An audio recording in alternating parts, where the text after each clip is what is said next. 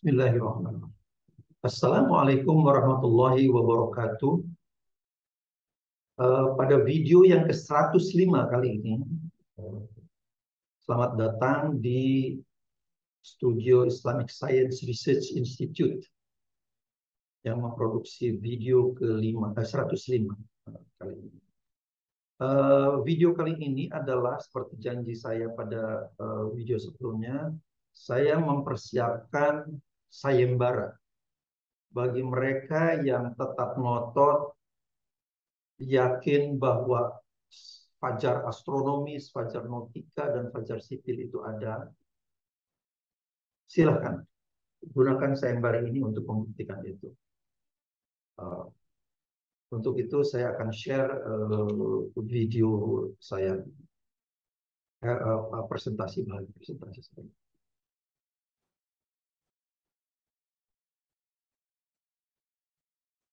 Ya, judulnya adalah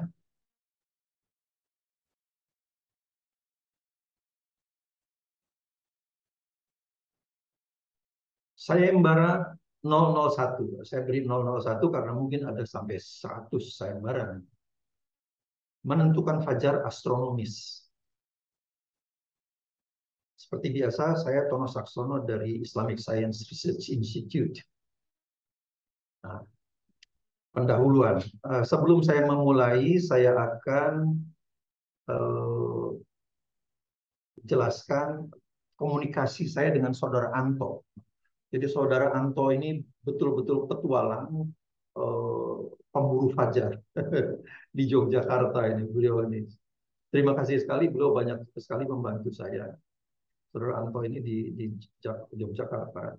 Jadi beliau ini tahu semua tempat-tempat yang sangat strategis untuk menghasilkan, untuk melihat fajar yang sangat bagus di Yogyakarta. Jadi bila Anda di sekitar Yogyakarta memerlukan tempat untuk pengambilan foto fajar dan sebagainya, silakan hubungi beliau. Saya bisa berikan bisa berikan nomor kontak. Tapi komunikasi dengan saudara Anto ini begini. Jadi beliau ini melihat dua video yang saya produksi bersama dengan Mustika Skardewi. Nah, terus dia tanya, Pak, Mbak Mustika Skardewi itu mau melakukan pengamatan fajarnya berapa kali ya? Mungkin beliau bersedia akan menolong untuk mencarikan tempat yang bagus di Jogja barangkali. Kemudian yang keduanya, saya lebih 100 kali. Ya, ini memang pemburu fajar betul ini. Dan betul-betul beliau, saya juga nggak tahu, sangat dedicated gitu. Saya lebih 100 kali mengamati fajar. Belum pernah melihat fajar dengan mata sesuai dengan jadwal Kemenag. Nah, ini saya tambahkan jadi minus 20 derajat. Kemenag itu kan menggunakan minus 20 derajat untuk fajar. Maupun versi Muhammadiyah yang minus 18 derajat. Ya, ini statement ini. Saya lebih 100 kali mengamati fajar, belum pernah melihat fajar dengan mata telanjang sesuai dengan jadwal Kemenag minus 20 derajat atau versi Muhammadiyah minus 18 derajat. Karena saya mengandalkan mata telanjang, maka saya tidak pernah merekam dengan video. Saya merekam menggunakan kamera tanpa catatan waktunya. Jadi itu anunya. Nah, sebelum saya menjelaskan jawaban saya, jadi pada 2017 saya kira ya, tapi ada di buku saya Premature Dawn, The Global Twilight Pattern itu, kami memperoleh 2 data di Yogyakarta, sangat bagus. Salah satunya malah merupakan salah satu foto fajar yang terbaik yang kami miliki. Itu Mas Anto ini membawa saya ke Pantai Krakal. Pantai Krakal. Itu kalau tidak salah di Gunung Kidul. Di Kabupaten Gunung Kidul. Itu kami dapat data. Pada saat itu kami memperoleh, pada saat itu penyinaran bulan itu kalau nggak salah 87%. 87%. Ada di buku saya lah ya. Kemudian tapi saya memperoleh fajarnya itu fajar adalah pada 16,5 derajat kalau tidak salah. Tapi intinya itu adalah lebih tinggi daripada atau lebih dalam daripada lebih awal daripada yang rata-rata saya kan dapatnya 13 derajat. Padahal itu dalam kondisi penyinaran kira-kira 87% purnamanya. Penyinaran purnama itu 87%. Jadi sekali lagi itu satu bukti bahwa apa polusi cahaya tidak menghambat kehadiran fajar, malah lebih cepat kok. Minus 16,5 derajat sudah keluar. Jadi itu. Kemudian yang kedua, Pak Mas Anto ini membawa saya ke Bukit Pangu. Di sana juga bagus, apa itu? Bagus juga. Nah, jadi itu anu lah, apa tuh? Jadi Mas Anto ini memang profesional kelihatannya dalam mencarikan tempat-tempat seperti itu. Oke, jawaban saya untuk pertanyaan beliau tadi, saya nggak tahu berapa kali dia akan mengamat itunya, karena saya kan bukan pembimbingnya, saya cuma sekadar resource person saja, bukan pembimbing, jadi nggak tahu. Kemudian saya hanya membantu memproseskan datanya, ya, karena memang agak susah juga program saya ini. Kalau orang lain yang memakai barang susah, nggak bakal bisa. Karena apa? Karena tidak ada penjelasannya. Ini untuk menghitung ini nggak ada penjelasannya. Itu saya bukan apa tuh profesional software development untuk keperluan publik. Ya. Ini saya membuat software untuk saya sendiri aja gitu ya. Jadi saya bukan orang IT, jadi saya nggak mungkin lah punya waktu untuk itu. Oke, kemudian foto-foto yang Antum kirimkan, maksudnya yang Mas Anto kirimkan, sangat bagus sebetulnya. Cuman sayang tidak tercatat waktu pengambilan fotonya, kapan, jam berapa, sehingga saya tidak dapat menghitung posisi juga anunya, lokasinya di Jogja. Jogja itu kan luas sekali, jadi sampai itu diperoleh ada informasinya, saya susah menghitung di mana kedudukan posisi matahari saat foto diambil. Bagi yang berminat melakukan pengamatan fajar di Jogja, silakan kontak Saudara Anto. Oke. Foto-foto yang dia kirim sebagai berikut, menggunakan DSLR kamera. Ini foto yang pertama, ini sangat bagus sekali sebetulnya. Foto yang pertama, nggak tahu tempatnya di mana, pokoknya ini di Jogja lah kira-kira. Kemudian, nah ini, jadi sangat indah sekali lah sebetulnya. Tapi dari semuanya itu dia kan sudah bikin statement bahwa dari 100 kali tidak pernah saya melihat fajar muncul pada sesuai dengan waktu yang ditetapkan oleh pemerintah minus 20 derajat dan atau Muhammadiyah minus 18 derajat. Tidak ada. Nah, ini juga bagus. Nah, ini juga bagus. Nah, oke. Nah, ini saya kira ini Venus, ini Jupiter, mungkin saya nggak yakin juga, tapi ini aduh. Nah, sekarang saya akan menjelaskan sayembara yang pertama ini. Pertama, sayembara yang akan saya tawarkan adalah ini. Akan saya berikan video, 4 video. Mana artinya bisa dipilih kan? Video pertama adalah ini. Nah, ini video pertama. Jadi membacanya begini. Ini saya matikan dulu. Saya matikan, ini saya geser ke sana. Nah, video ini berdurasi 1 jam 12 menit 8 detik.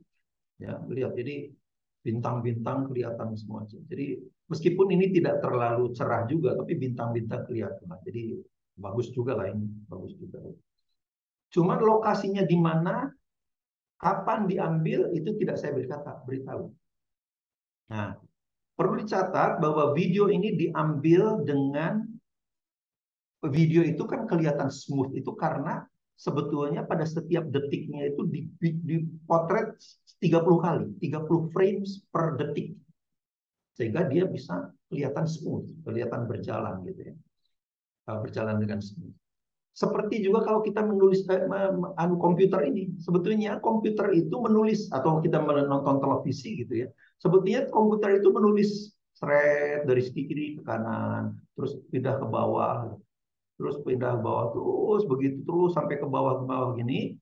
Tapi rate-nya itu adalah minimum 30 kali per detik. Sehingga kita tidak melihat flicker, tidak melihat bergetar-getar. Itu anunya sebetulnya rahasianya di situ. Nah, jadi kalau Anda kemudian yang saya harapkan adalah dengan durasi 1 jam 12 menit 8 detik ini, 12 menit 12 menit ini, Anda tinggal run ini, jalankan ini, nah dia akan bergerak. Nah, ini setiap 1 detik ini berarti ada, nah ini detik ke 6 ke 7 itu setiap detik itu ada 30 frames. Gitu. Jadi bayangkan, jadi kalau misalnya Anda mendeteksi, oke, fajar astronomis di sini misalnya, nah, tinggal lihat aja ini berarti 14 menit 17 detik. Pada 14 menit 17 detik, saya akan bisa tentukan kalau awal dari video ini direkam adalah jam sekian, berarti saya bisa menetapkan pada saat ini 14 menit sekian detik kemudian adalah jam sekian. Dan itu bisa dihitung posisi matahari ada di mana. Itu intinya kan. Jadi nah, sekarang tinggal yang tugas Anda adalah untuk membuktikan bahwa ada astronomical fajar astronomis, nautika dan sebagainya. Oke, jalankan itu. Bisa juga kalau misalnya terlalu lama ya oke gitu. Misalnya udah kelewatan, oh ini sudah fajar astronomis sudah ada, kembalikan aja di sini. Kemudian diamkan dia secara ini. Nah, kemudian identifikasi pada menit keberapa, detik keberapa Anda melihat fajar astronomis. Catat aja itu. Oke, video pertama artinya saya melihat fajar astronomis jam sekian, pada detik menit sekian detik sekian. Kemudian fajar nautika. Oh, ini fajar nautika. Catat kan gitu. Kemudian ini fajar sipil di sini. Nah, catat. Itu jadi intinya. Jadi saya punya informasi ininya saya sembunyikan gitu. Jadi awal pengambilan data itu pada menit pada jam berapa sampai detik berapa. Sehingga saya bisa menghitung fajar astronomis menurut Anda munculnya pada kedalaman matahari sekian. Tinggal kita cocokkan aja. Oke, video kedua. Video kedua, ini video kedua yang harus seperti ini. Nah, ini adalah kira-kira 58 menit 38 detik. Gitu. Bagi yang sudah hafal dengan lokasi ini, barangkali sudah bisa menduga-duga ini ada di mana ini. Nah, ini ada the dome, ini ada observatorium kan. Nah, itu mungkin, tapi karena tanggalnya saya sembunyikan, Anda tidak bisa tahu juga apa itu kalau misalnya detik kesian fajar astronomis datang muncul, itu ketinggian mataharinya berapa nggak tahu karena tidak tahu jamnya. Jadi yang petugas Anda adalah tinggal menentukan, oke, fajar astronomis muncul pada 11 menit 27 detik misalnya. Fajar nautika pada ini, fajar ini. Jadi ini aneh. Jadi itu.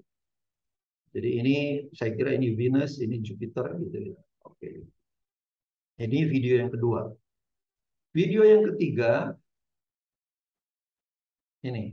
Video yang ketiga kita lihat. Ini juga mungkin orang sudah akan mengenal lah ini mana ini.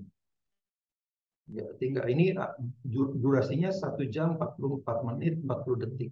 Nah, tinggal oke, kita lihat mana fajar astronomis menurut Anda muncul di detik keberapa, fajar nautika di menit keberapa, dan fajar sipil di menit keberapa. Oke, karena ini bagus sekali. Ya. Oke, yang keempat ini untuk Isya, untuk syafaq ya, syafaq. Ini juga sama aja. Jadi ini adalah 1 jam 55 menit 35 detik. Oke. Di mana kehadiran apa itu senja sipil atau apa ya civil dusk, kemudian mana nautical dusk, apa itu astronomical dusk, kemudian pada saat 18 derajat astronomical dusk. Nah sekarang oke, ini kira-kira itu. Jadi silakan dipilih, mau 4-4-nya juga silakan. Nah, mungkin ada yang pertanyaan, apakah mungkin menentukan kehadiran fajar tanpa ada informasi waktu dan tempat? Mungkin kan gitu ada pertanyaan. Kemudian jawaban saya begini, kalau pertanyaannya seperti itu. Mungkin saja, tapi sifatnya masih relatif. Nah, apa itu relatif? Nanti saya akan jelaskan juga. Setelah posisi relatif ini diikat pada informasi tempat dan waktu, nah, jadi tadi yang video tadi itu saya tempatnya adalah di sana, koordinat lintang bujurnya ada sekian, jamnya jam sekian, saya kan sudah ada itu semua. Maka posisi absolutnya dapat ditunjukkan. Jadi kalau belum selesai ya belum saya bagi kan, karena itu kan berikut diberikan contoh. Diberikan juga kisi-kisi toleransi atau akurasi hasil penetapan fajar yang diharapkan. Nah, misalnya ini sebagai contoh saja ya, sebagai contoh. Ini adalah gambar satelit dari sebuah kota. Tapi kota ini apa dan di mana kita tidak akan tahu. Karena ini baru posisi relatif. Jadi seolah-olah foto ini masih melayang-layang aja, ini di mana gitu. Di muka bumi lah jelas ya, karena di bulan tidak mungkin ada kota seperti ini kan. Di Venus mungkin tidak ada kota seperti ini. Di Mars juga tidak mungkin ada kota seperti ini. Jadi ini hanya ada di bumi. Cuma di mana buminya? Itu masih melayang-layang. Kecuali kemudian saya memberikan informasi ada 3 titik. Ini 2, 3. Lintang bujur titik ini saya tahu. Lintang bujur titik ini saya tahu. Lintang bujur titik ini saya tahu. Maka kemudian saya bisa melakukan transformasi 3 dimensi.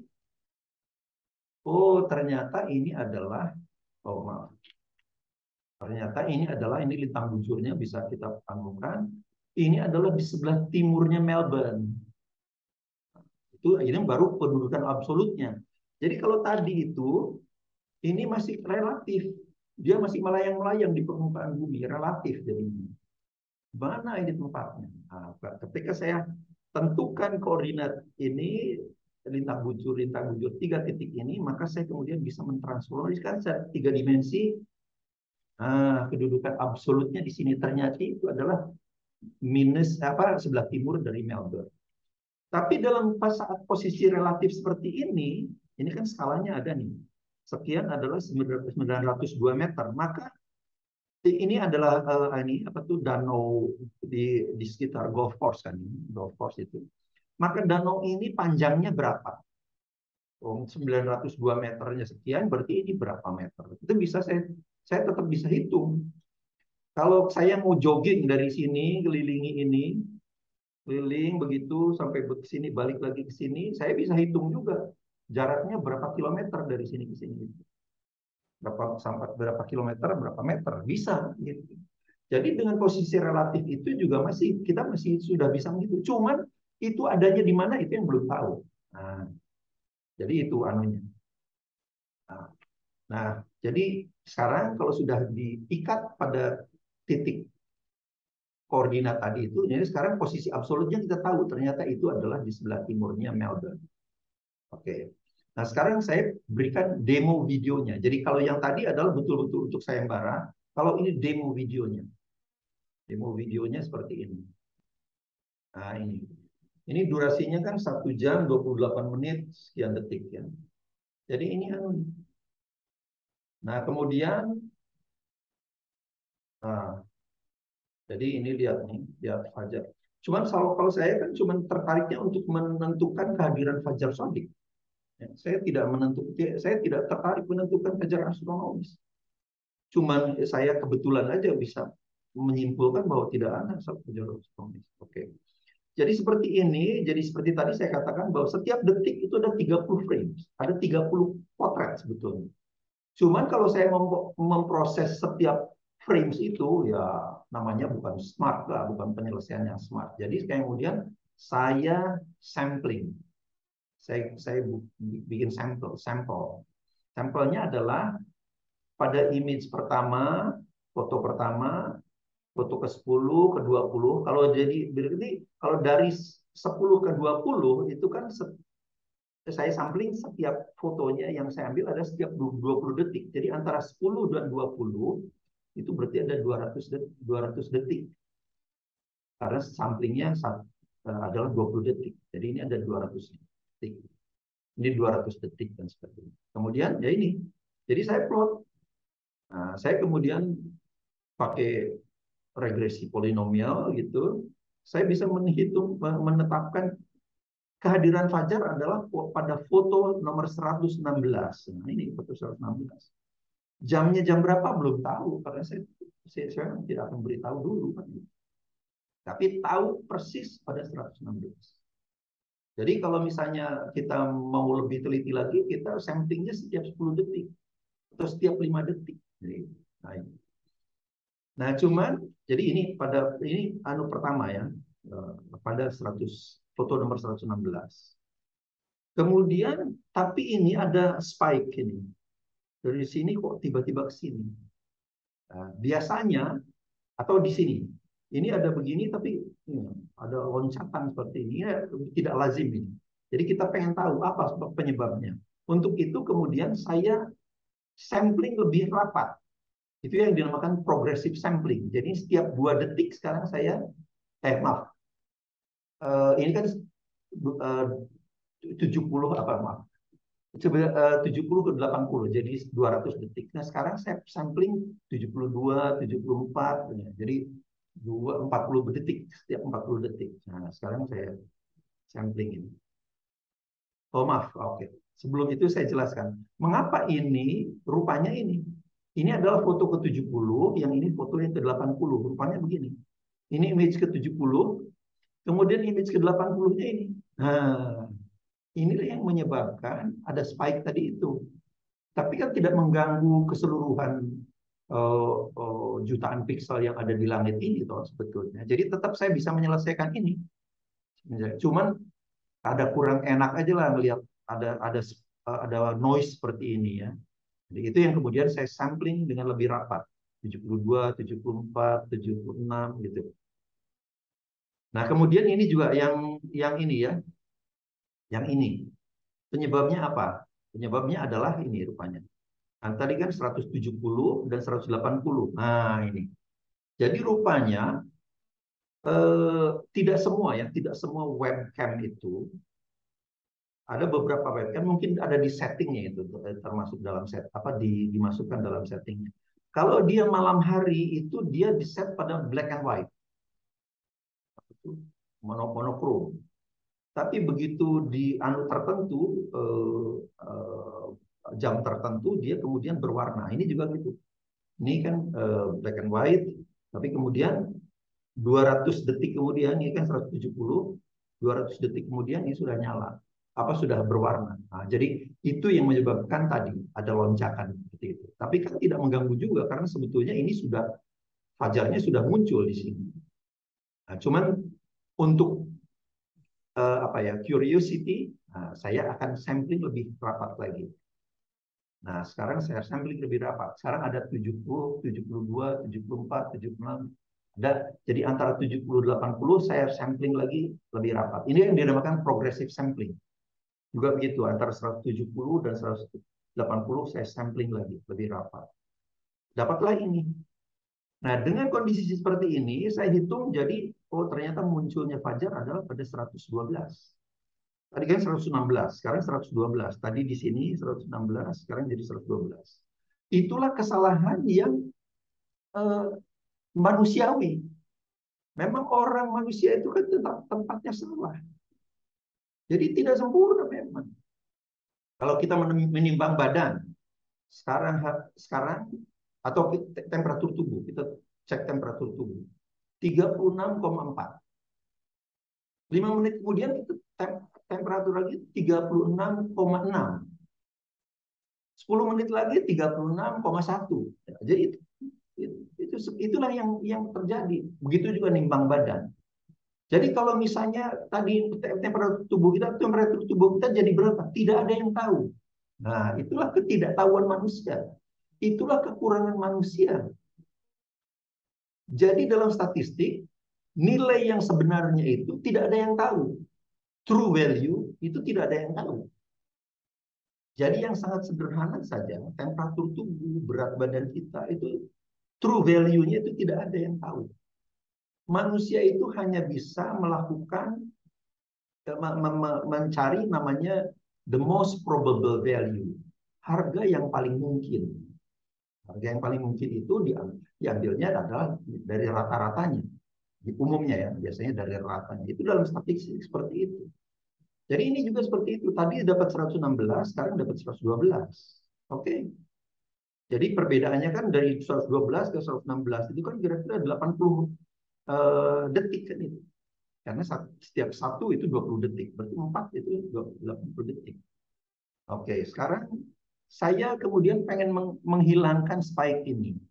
Biasanya orang ya kalau gampangnya sih dibuang aja lah ini, buang dan sebagainya. Tapi kalau ini yang dibuang yang mana? Yang ini atau yang ini kan agak repot juga. Jadi kemudian orang kemudian tahap yang ketiga, opsi yang ketiga adalah kemudian melakukan namanya moving average. Moving average ya. Nah, ini yang saya lakukan, moving average itu. Jadi ini dan ini tiga ini, window-nya saya pilih tiga ya. Jadi tiga ini dan ini aslinya yang asli. Diambil rata-ratanya ditaruh di sini.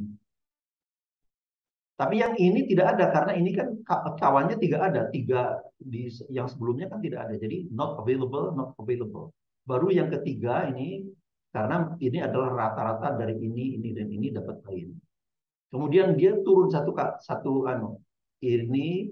ini dan ini dapatlah rata-rata ini. Itulah yang dinamakan moving average.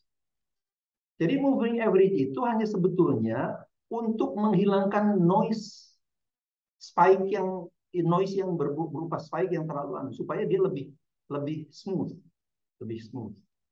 Jadi saya heran juga di beberapa peneliti itu mengatakan bahwa mereka menentukan fajarnya dengan cara moving average. Moving average itu sebetulnya hanya untuk supaya dia datanya itu smooth gitu aja, lebih smooth. Ini kan sudah spike-nya hilang di sini. Di sini juga masih ada sedikit lagi. Nah, itu sebetulnya. Nah, dengan seperti ini saya kemudian melakukan perhitungan lagi untuk yang ketiga dapatlah 114.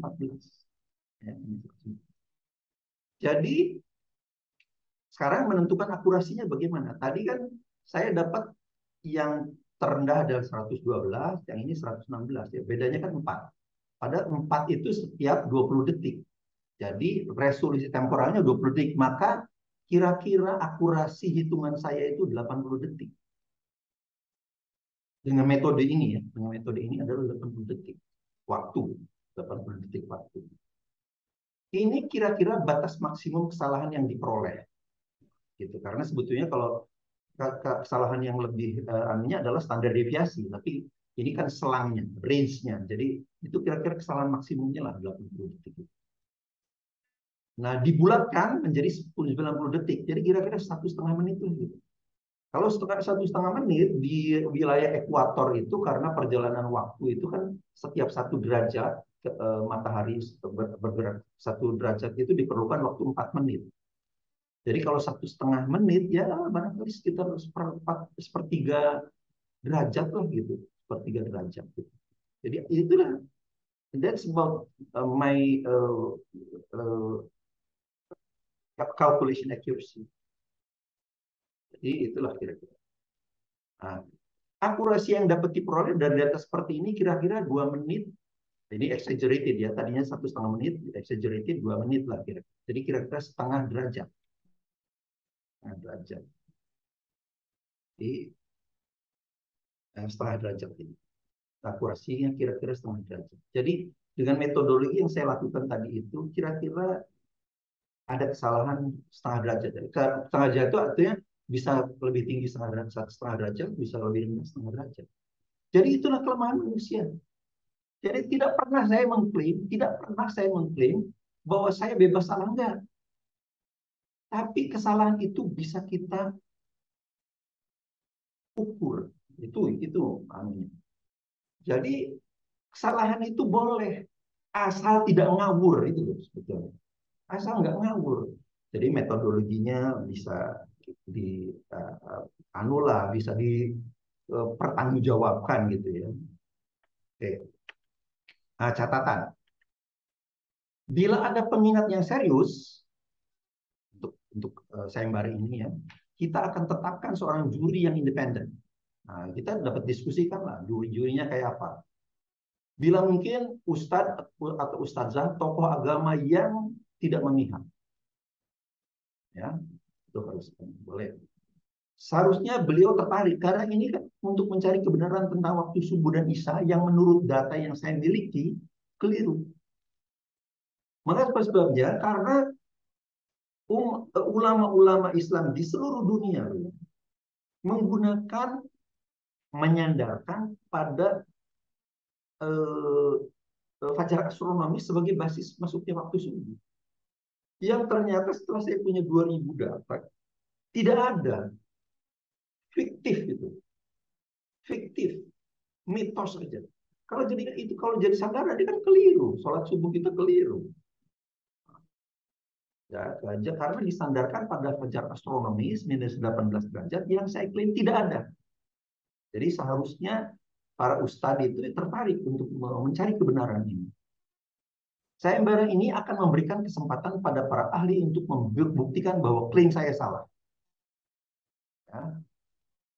Jadi agar serius, sayembara ini berhadiah.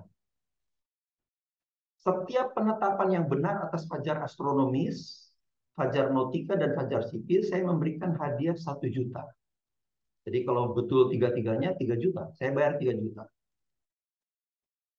Namun jika salah, peminat ini harus membayar saya 500.000. Jadi kalau tiga-tiganya keliru ya 1,5 juta dong.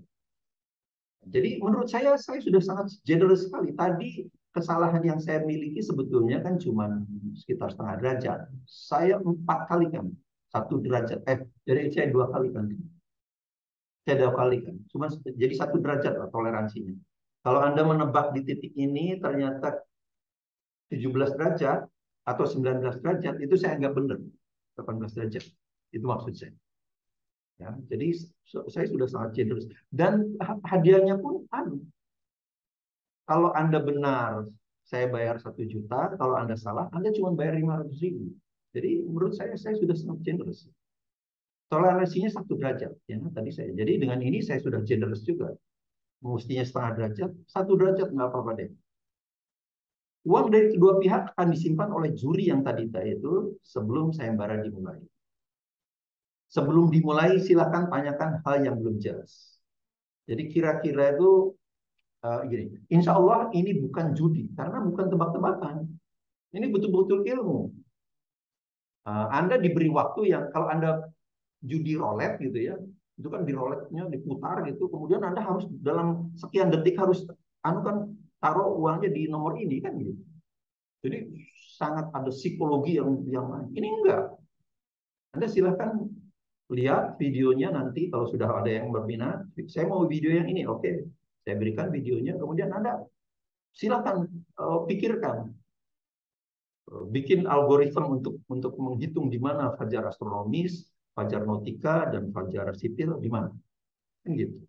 Cuman yang jangan terlalu lama juga gitu. Jadi mungkin gini, 1 minggu saya berikan waktu, oke saya berminat. Oke, berminat. Nanti kita diskusikan siapa yang akan kita jadikan jurinya. Bagaimana saya akan mengirimkan datanya dan sebagainya kan gitu. Jadi insya Allah ini bukan judi karena bukan tebak-tebakan. Ini betul-betul science, teknologi. Jadi Anda silakan pikirkan. Jadi untuk sementara itu dulu. Mudah-mudahan ini bermanfaat dan akan kalau memang itu membantah klaim saya bahwa tidak ada fajar astronomis, nautika, dan sipil, ya Anda yang harus membuktikan itu. Datanya akan saya berikan. Demikianlah, semoga bermanfaat. Assalamualaikum warahmatullahi wabarakatuh.